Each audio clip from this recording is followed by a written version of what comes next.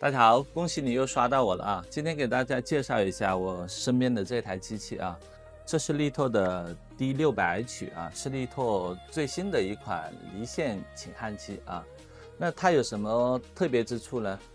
这一款呢是我们继那个传统的离线机以类的这种助焊机涂覆、预热、焊接、冷却为一体的设备啊。那中小批量多品种的客户呢，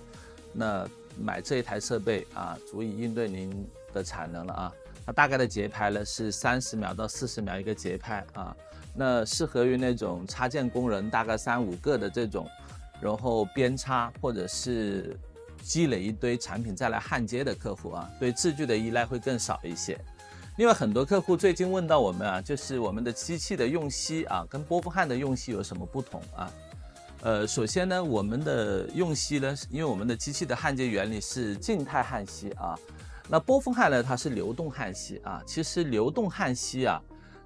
在这个波的流动的时候，它可以提高更好的交换率，但是呢，它的弊端也比较多啊。其实流动是更容易氧化的啊，大家知道我们波峰焊的那个氧化渣特别多啊。那锡厂为了降低这个氧化损耗怎么办呢？会在里面加有微量的那个凝化物啊，我们理解的金属磷啊。磷这个物料呢放在焊接里面呢，其实它的那个弊大于利啊，它对这种氧化保护是有一定的帮助，但是对我们焊点的结晶啊，以及对我们那些叶轮呢，以及这个电子元件或者是锡的这个强度啊，它是有一定影响的。国外像雪焊呢这种波峰焊呢，它基本上不主推这个磷的方案。但我们国内为了让满足我们更多的客户，怎么样降低氧化损耗物啊，只能在锡厂这里来做一点文章的话呢，那我们在锡厂会在里面加有微量的这个磷化物啊，那能够降低氧化。它是什么样的原理呢？首先啊，磷呢，它的氧化的速度是快过这个锡的啊，所以呢，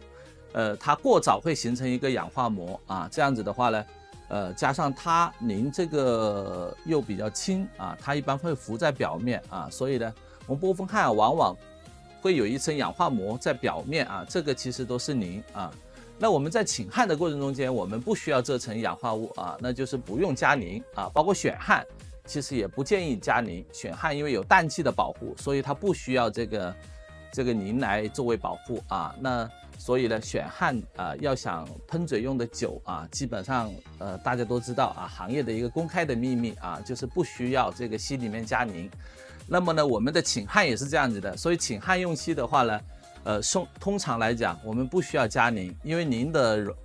磷化物的这个熔点大概在350左右啊，它就会形成一个雪花状的那个保护层啊，而且那种刮很难刮去，大概要刮1周左右。所以呢，我们在客户买我们机器的时候呢，我们一般叫客户啊配置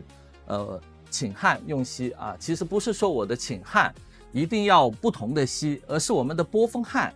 在这个长期的使用过程中间，锡厂会默认啊，这个锡质里面啊加了一些抗氧化这种成分啊，这么磷啊，其他的特殊的物质啊，反正的目的就为了降低这个氧化损耗。但对于焊接来讲呢，这些物质啊，其实它会影响焊接，包括呢也会腐蚀我们的叶轮以及我们的炉胆啊，所以呢，通常加有磷的这种锡炉啊，要是抗氧化能力做得不够好的话呢，我们的锡炉啊，很多波峰焊，我们就2、3年可能就要换一个炉胆了。这个就是含磷的这种锡材啊，对这种焊点也好、焊接也好带来的一些弊端啊。所以今天的讲解到这里，谢谢大家。